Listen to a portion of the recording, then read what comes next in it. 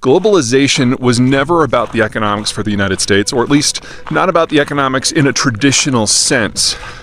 The United States had the world's largest economy long before World War II.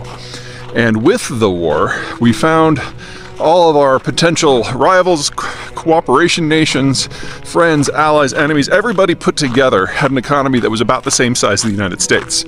And economic growth was hard to come by. Economic security was impossible.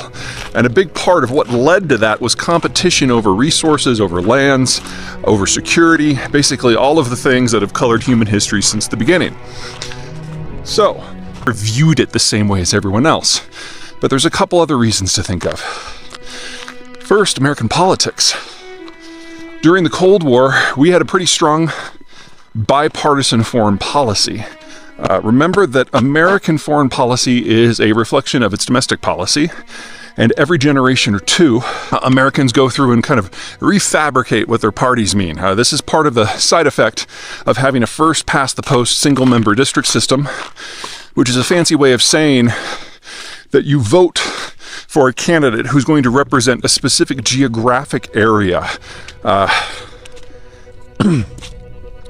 And they have to get more votes than whoever comes in second. So the parties have a vested interest in throwing as wide of a net as possible so they can get that extra marginal vote. Well, every few decades, politics shifts because demographics change and economics change and security changes. And if you think about what we've been through in the last 35 years, the Cold War has ended, hyperglobalization has risen, hyperglobalization has fallen. The baby boomers were in their prime, the baby boomers are now retiring. We've had the infrastructure to sustain the system. You've undoubtedly heard from me about how the Chinese and the Russians are the two fastest aging societies in human history, but the Germans aren't far behind, and the Koreans behind that, and the Indonesians, the Indians, and the Brazilians are actually aging faster than what most of the developing world has done for the last 70 years. And you only have to fast forward to about 2040, 2045, before the average American is younger than the average Brazilian, and 10 years after that, younger than the average Indian, Indonesian, or Mexican.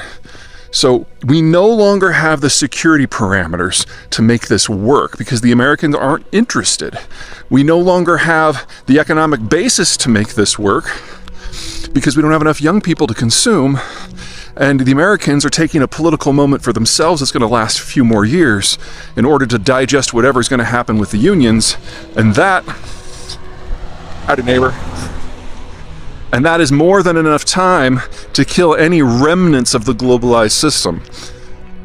What would need to happen if the United States really wanted to get back in this game is some sort of security scare that scares us more than the rest of the world, where we feel we need to pay for a new alliance.